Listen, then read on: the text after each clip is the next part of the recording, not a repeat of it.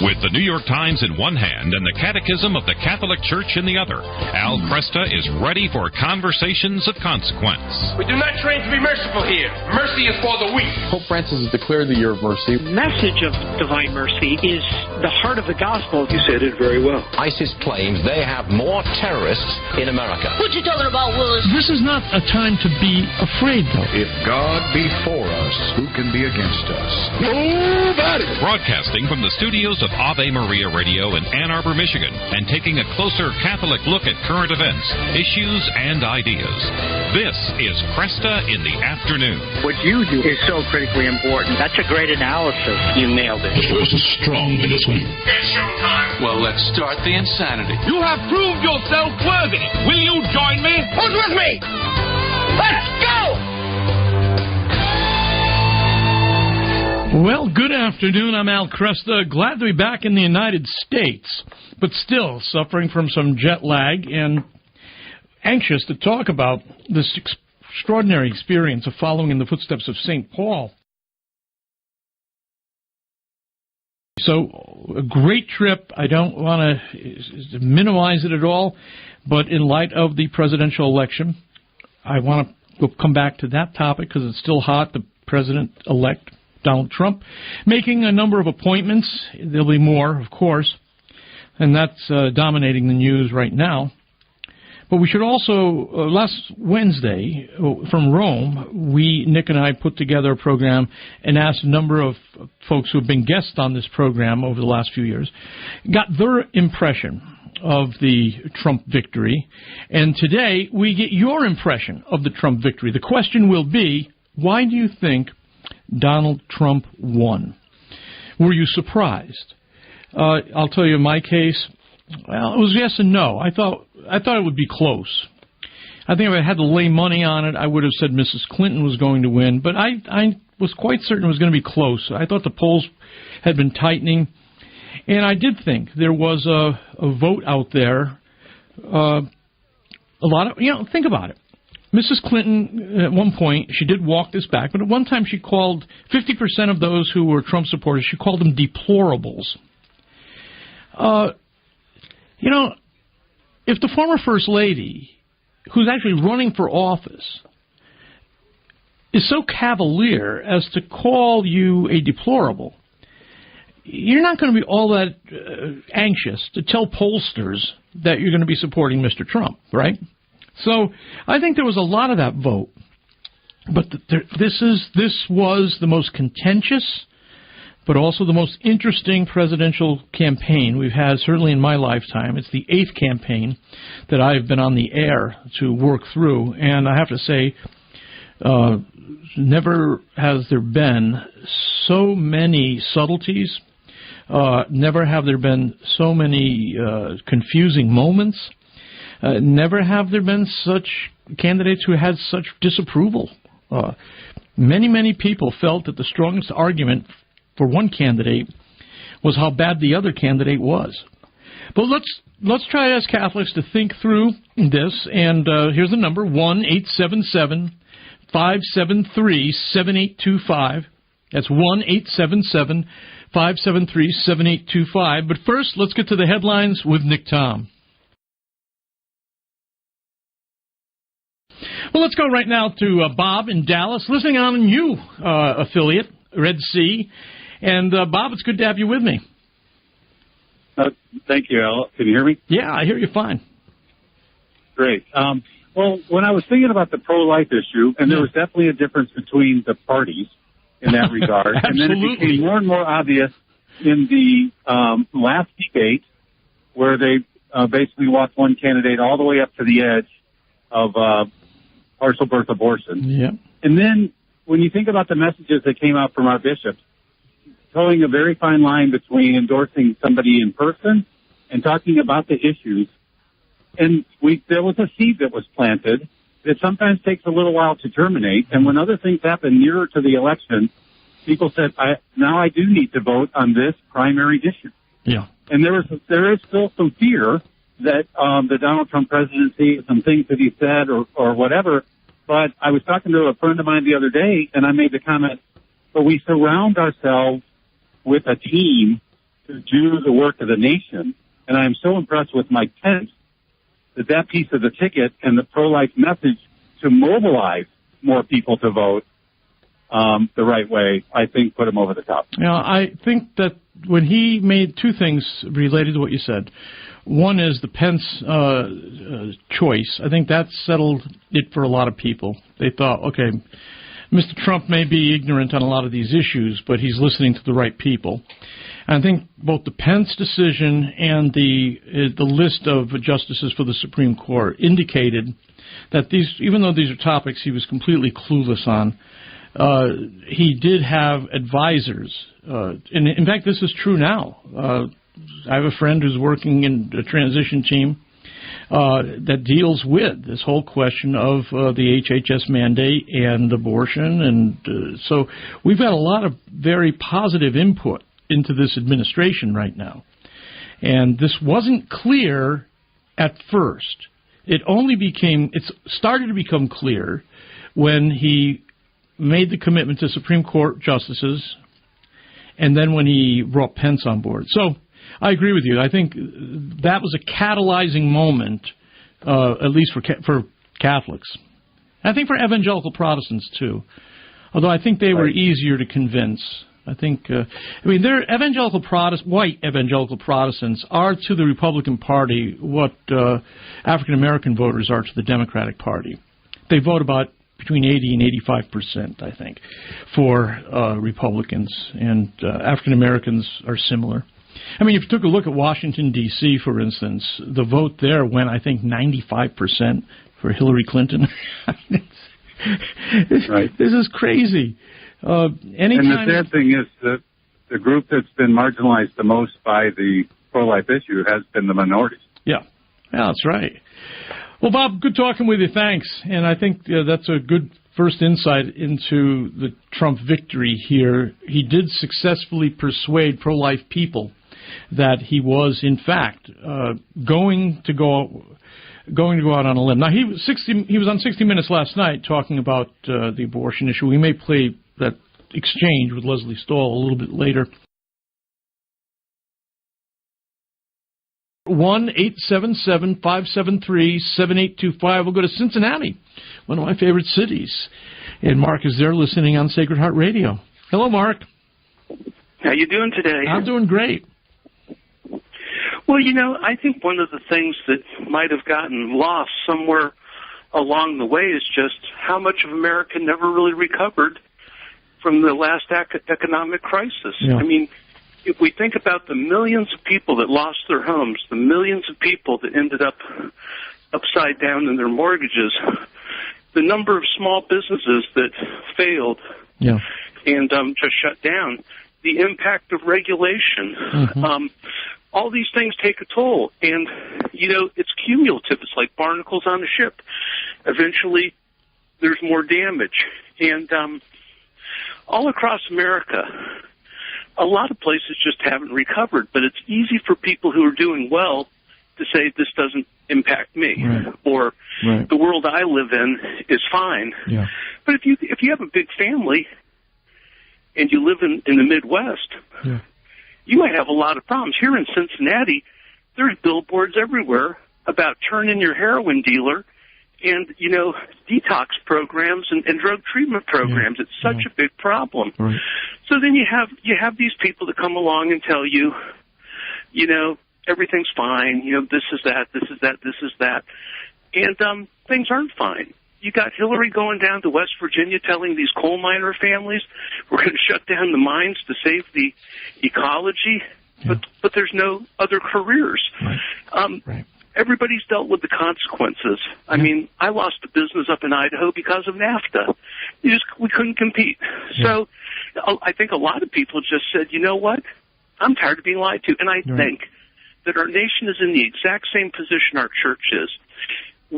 So we have a pope that's great. This is fine.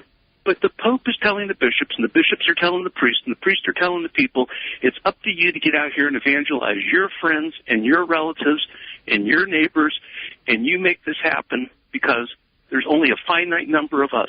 Same thing with Trump.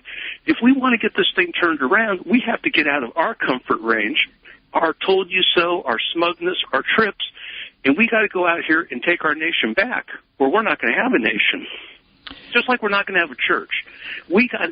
People that say they care have to actually get off the duff and get mobilized and engaged in the world of thoughts and ideas intelligently with people with a different set of ideas. Absolutely. Because it is obvious that Madison Avenue and marketing and psychology and advertising are so much more savvy than we are at protecting our own best interests. They manipulate us. They talk down to us. They put us in financial problems. They seduce us by telling you deserve a Hummer.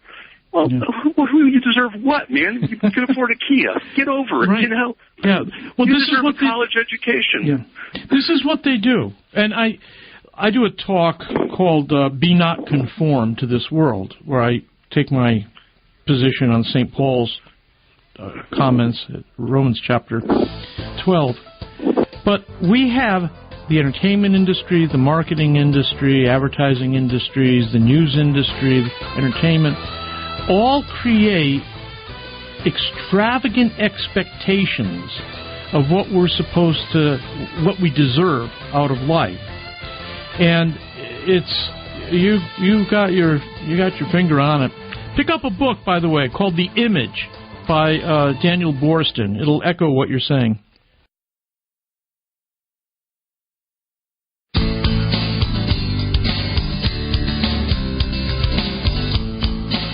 And good afternoon, I'm Al Kresta. 1-877-573-7825 is the number. We're talking about the election of Mr. Donald Trump. And what do you attribute his election? A lot of people were absolutely stunned. I was not stunned. I was not betting on him to win. But good heavens, the polls made it. I thought he was in distance. I think Mrs. Clinton's team were. I mean, look where she was. Look where she was campaigning the last few days.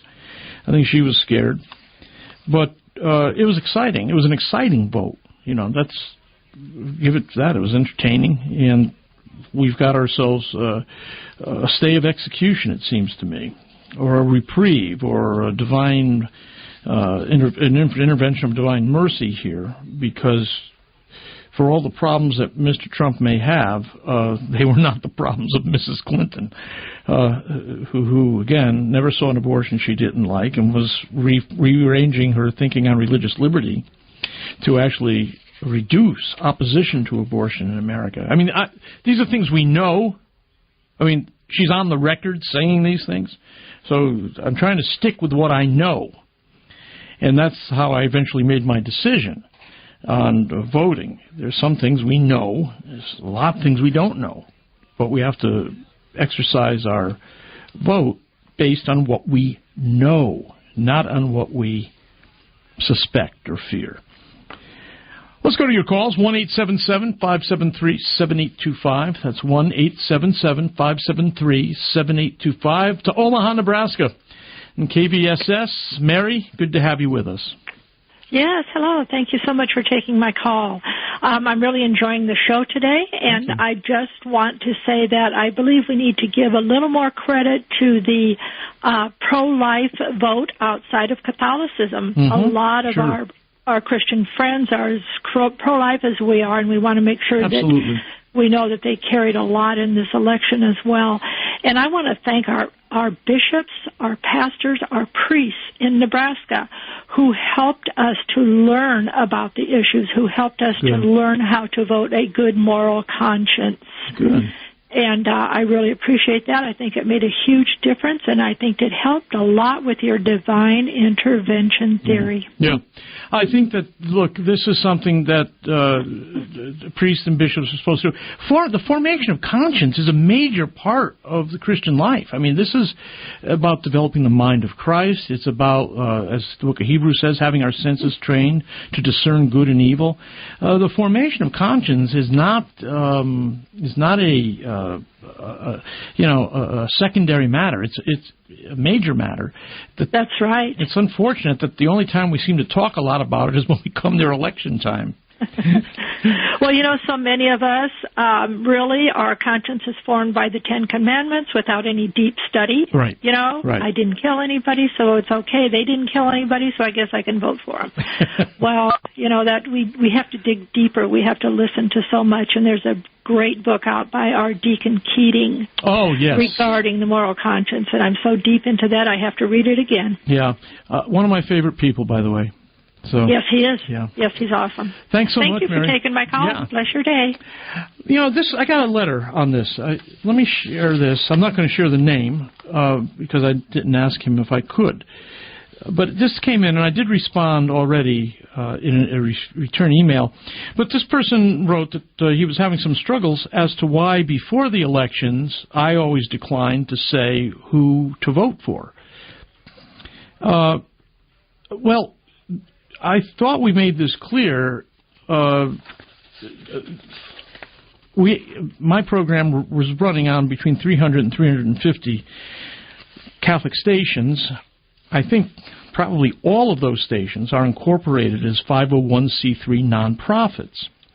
And you cannot endorse candidates on those stations. It puts their tax status in jeopardy. So I'd like to challenge that. And were I pastoring a church myself right now, I would join these pulpit Sundays in which the Alliance Defending Freedom encourages, for the most part, non-Catholic preachers to go ahead and make endorsements and challenge the IRS to actually do something about it, because African-American churches frequently endorse candidates, and the IRS has not enforced this rule. This rule is sometimes called the Johnson Amendment, and it means that 501c3 nonprofits cannot endorse or disendorse, if that's the right word, disendorse candidates in an election. In my mind, this is an unnecessary and burdensome restriction on free speech. Now, I understand churches may well not want to directly endorse candidates. There's a good theological reason for that. However, all churches should be teaching the will of God when it comes to these various issues. And at times on the air, I have to say, during this last year especially, it was incredibly frustrating. It's the worst, most difficult year I've had. Like I said, this is the 8th presidential campaign that I've been on the air through, and it became very, very silly. Because, look, the logic of the Catholic position on abortion is inescapable. And the IRS regulation makes us look silly by forcing us to leave the conclusion of the argument unstated. So here's how it goes. So I'm talking, Al, who do you think would be good to vote for? Well, look, we know that one of two candidates will win this presidential election. And I assume that you want to vote for one of the two viable candidates. I know some people won't, but I mean most people will want to vote for one of the two viable candidates. One candidate supports abortion, the other does not. Premise 4. Catholics are morally obligated to support candidates who will work to eliminate abortion, and Catholics are morally obligated not to support those who champion abortion. So, of the two candidates, who should you vote for? And, of course, it's obvious, but it can't be said. And it creates all kinds of silly situations. And I would like to, Mr. Trump is the only presidential candidate who I've ever heard say he will look at this Johnson Amendment and, if possible, try to eliminate it. And I would like to see that. It doesn't mean all churches will go about endorsing candidates or all 501c3s will endorse candidates. It will, however, give permission to do so if the organization feels it's appropriate. But, I mean, think how silly this is. We have a candidate who supports abortion and a candidate who doesn't, who opposes abortion. Well, who do you support, Al? I can't tell you. I just can repeat the teaching of the church that we are morally obligated to form our conscience so that we vote for candidates who want to eliminate abortion and not vote for candidates who want to champion abortion. Yeah, but who? Why don't you tell me who to vote for? Come on. There are many silly moments, and I got, and then here another thing happens too, is that if I want to talk about Mr. Trump and some of his shortcomings, then you're accused of supporting his opponent because you point out shortcomings that he has, which we're going to have to face in this presidency. All right, we'll come back, continue the conversation. Rowan in Abilene, Texas, listening on Guadalupe Radio. You'll be first up when we come back. And then Doris in Pennsylvania, Mark in Cincinnati. We've got lots of folks to talk to, and we'll do that.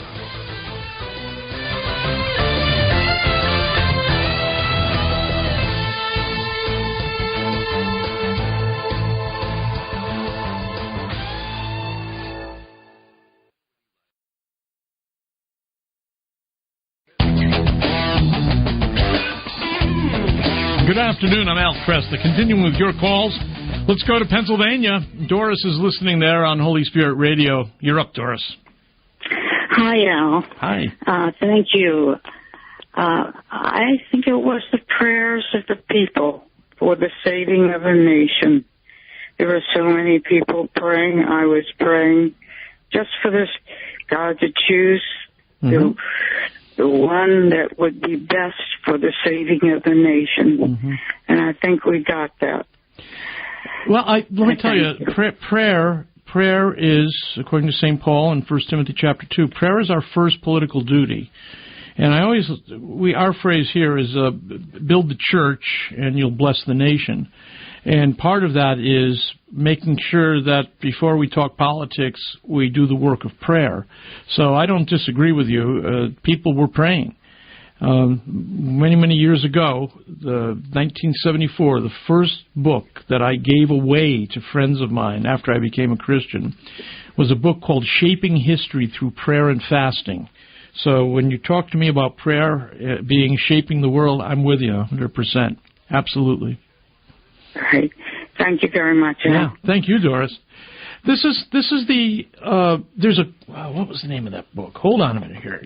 This is one you've got to get. Nick, if you can find that book on prayer in America, there is a book, and it's actually not just an inspirational, devotional type book. It is a historical book that looks at the way Americans have prayed and the possible impact of prayer on American history. I'll get that and give you the name of it. I thought I had it right here in the office, but I'm not locating it, so my eyes are bouncing around. So Nick will bring it out. Well, let's continue with your calls at 1-877-573-7825. Let's go to Scott in Nebraska, listening on Spirit Catholic Radio. You're up, Scott. Yes, thanks, Al. I would echo what the woman just said as well. That I'm grateful that we have the potential of a pro-life president. We didn't with Hillary. Right. But, I think we have to look at our culture as Catholics. Half of the country was more than fine. Yeah. With a woman who advocated baby killing. Absolutely. Who advocated same-sex marriage. Yep.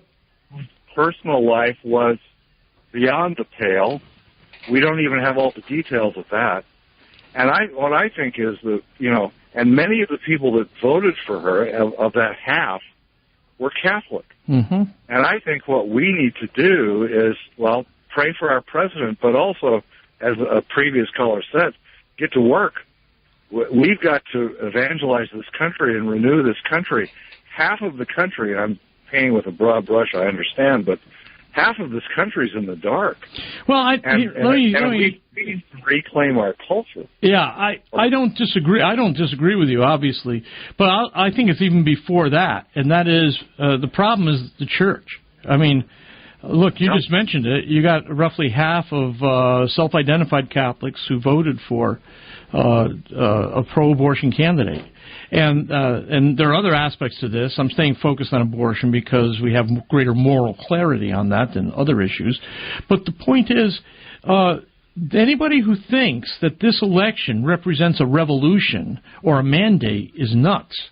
It's time to get sober. Hillary won the popular vote, and Democrats who have been champions of abortion have won the popular vote 6 out of the last 7 presidential elections.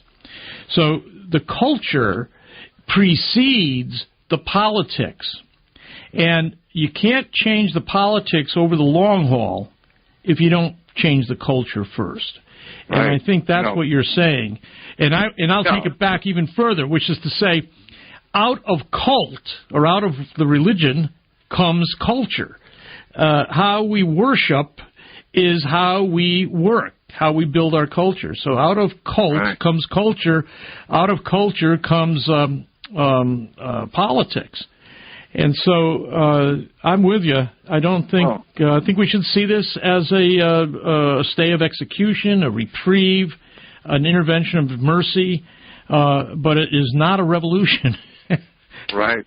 Well, St. Augustine said the city of man cannot exist without the city of God, and we've turned our backs on God, and we need to put that as our focus. Yeah. Let President Trump run the country, but we need to get involved in our church. Absolutely. And reclaim this culture. Yeah. Appreciate the call. Thanks, Scott.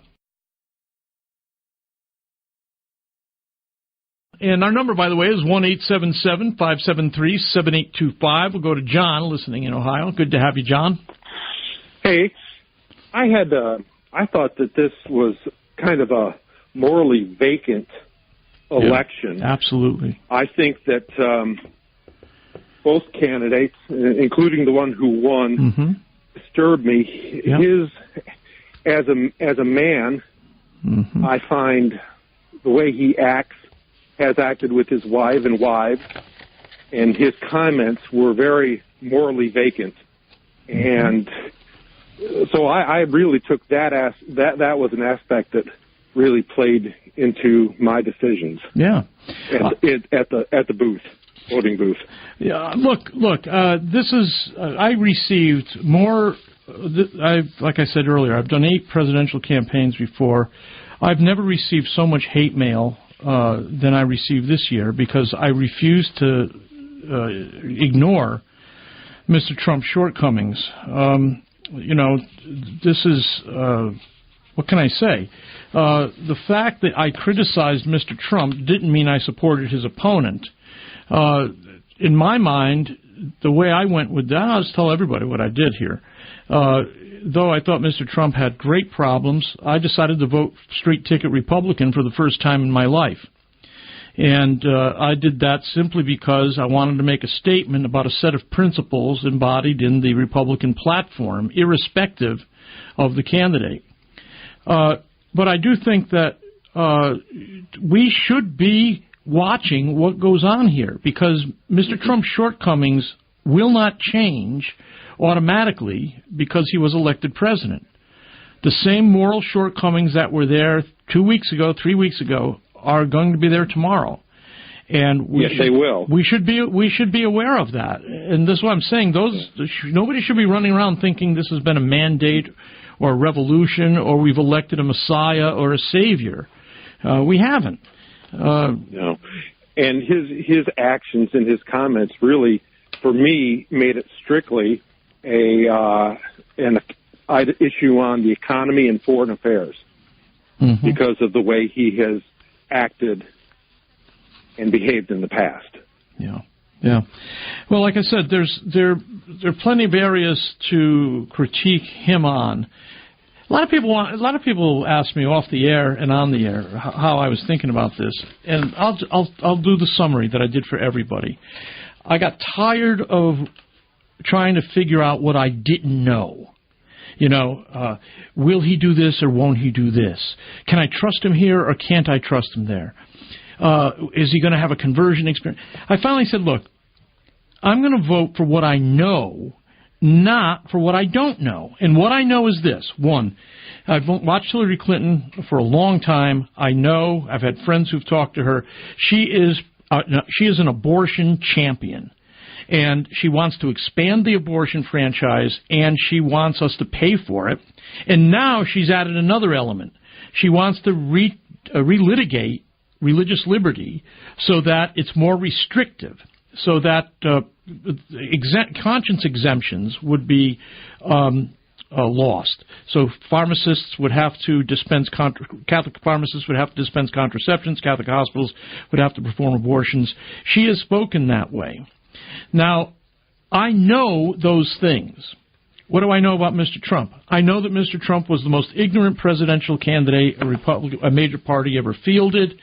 I also know, however, that he talked to people from the Federalist Society and the Heritage Foundation when he was asked about Supreme Court justices, and he came up with a list of Supreme Court justices that a friend of mine told me was an all-star team. So I thought, ignorant, yes, but listening, yes. Learning, maybe, but listening, yes. So that's what I did. I did the things. I worked with what I knew, and I ignored everything I didn't know. And that's what eventually shaped my final decision. Well,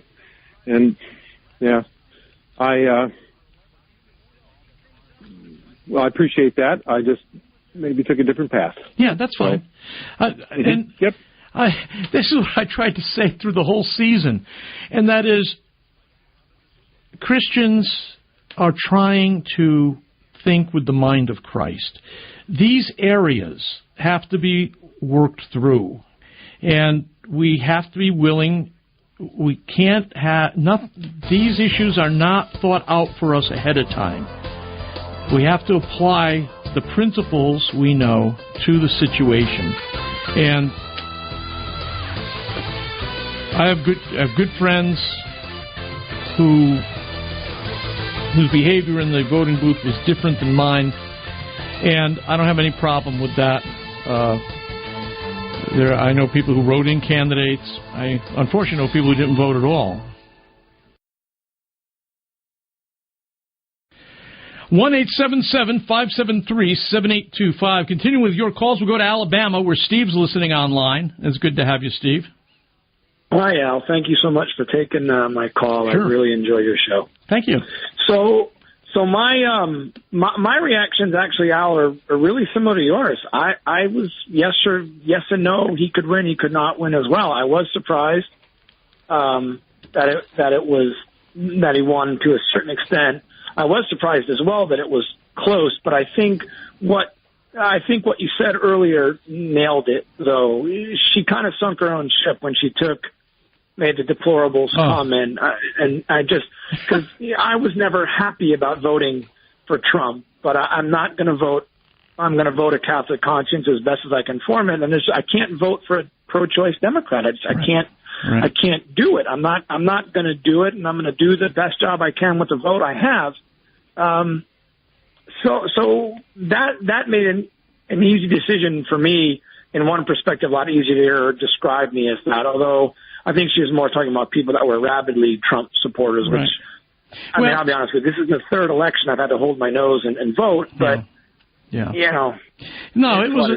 a lot of reasons that Mr. Trump made it difficult for many of us to vote for him. But let me go to this deplorables issue that you raise. That little moment is a big window into the spirit that was behind Mrs. Clinton's campaign. Think about it. Think about it this way. Here she is, a former First Lady of the United States. She's supposed to be serving the entire people. She's now running to be president of all the people, right? Yep. And her disdain for a major portion of the electorate catches her, and she finds herself saying that 50% of Mr. Trump's supporters are deplorables. Now, there's a British comic who plays a character named Jonathan Pye, And he's a leftist. And he went crazy talking about how the left and Mrs. Clinton lost this election largely because they dismissed the opposition by calling them names. Do you have that, Joe? Can we listen to this? Let's play it.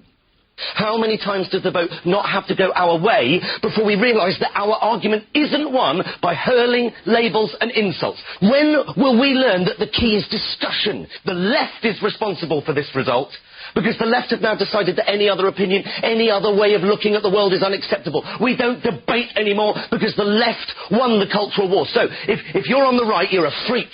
You're evil, you're racist, you're stupid, you are a basket of deplorables. How do you think people are going to vote if you talk to them like that? When has anyone ever been persuaded by being insulted or labelled? It's time to stop ignoring your opponents or worse, trying to silence them. It's time to stop banning people from speaking in universities. It's time to stop thinking that reposting an article on your Facebook feed is political engagement. Being offended doesn't work anymore. Throwing insults doesn't work anymore. The only thing that works is bothering, doing something. And all you have to do is engage in the debate. Talk to people who think differently to you and persuade them of your argument. It's so easy, and the left have lost the art. Stop thinking that everyone who disagrees with you is evil or racist or sexist or stupid and talk to them. Persuade them otherwise, because if you don't, I'll tell you what you get. You get President Trump. There you have it. I think that's absolutely right.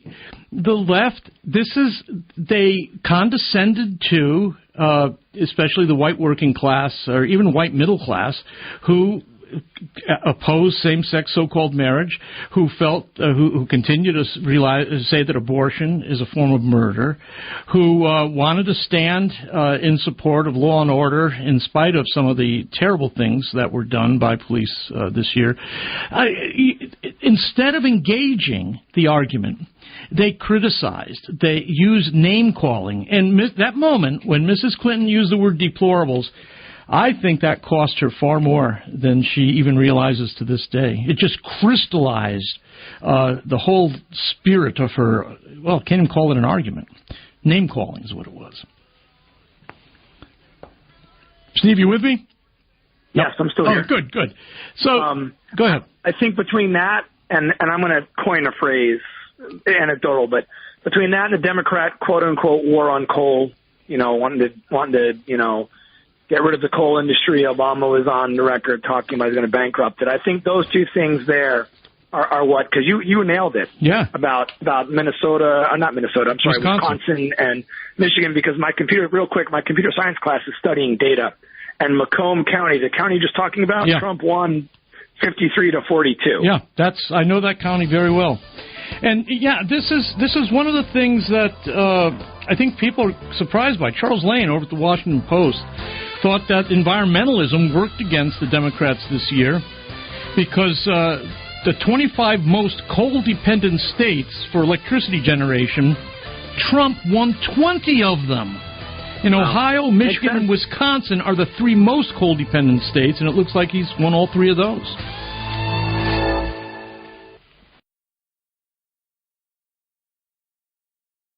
This might be one of the most important. Again, I'm idealizing the future here, but for the first time, I have seen the mainstream press acknowledge that they have ignored a minority group, and it's a huge minority group, and that is the country. White working class people, and they've given all their attention to immigrants, African Americans, other kinds of minorities, and they've characterized a significant portion of the American people as racist, sexist, anti-gay, Islamophobes, and by calling people those names without trying to understand people. They've come across as patronizing, they've come across as condescending, and people rose up and they said, we're not letting you get away with it anymore. We now have an advocate who doesn't care about political correctness, and we're glad to see it. So we'll see if this works, if this changes the political debate in America. I sure hope it does. Appreciate the call, Mark. Thanks. I'm Al Kresta. More coming.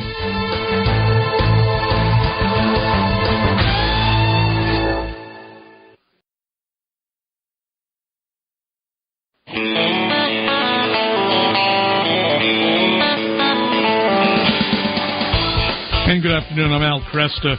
Let me expand for a minute here on this resetting of political discussion. I played for you this piece from a British comic, Joe, who plays, I think, was it Joe Pye, on the refusal of the left to properly engage their opponents in debate. They'd rather hide behind words like racist, sexist, anti-gay, Islamophobe, right? And this election did bring this up to the center. It's never been as clear as it's been in this election. Part of it is because Mr. Trump is so politically incorrect himself that it kind of forced the issue to the center. But, you know, if you want to secure the border before getting on with discussion of what to do with illegals, you're considered xenophobic. You're considered unchristian. If you want to ensure that voters identify themselves when they go to cast the ballot, you're considered racist. If you want to argue that homosexual acts are unnatural and immoral and we shouldn't support same-sex so-called marriage, you're told that you're hate-filled. If you believe that motherhood is a calling that most women will choose over career, then you're retrograde, you're anti-feminist, and you think women should be live in the kitchen and be barefoot and pregnant. Nonsense. If you want free speech instead of safe speech, you're called insensitive and hateful. If you use the term Muslim jihadist or Islamic terrorism, you're called an Islamophobe. If you think that your premiums have been going up for health care ever since Obamacare kicked in, and you're saying to yourself, maybe it's time to make some major changes here, then you're considered non-progressive. If you didn't support if you didn't get behind the first women presidential candidate, then again, you're anti-feminist and deep down you hate women. This is the kind of grotesque misunderstanding, and this is going on college campuses now, where the hate speech codes are forbidding speakers as honored. As Ben Shapiro, who's going to have to turn down. But anyways, I'll have more to say about this in the next hour. I'm Al Kresta. This hour of Kresta in the Afternoon is co-produced by Ave Maria Radio and EWTN Radio and carried across the EWTN Global Catholic Radio Network.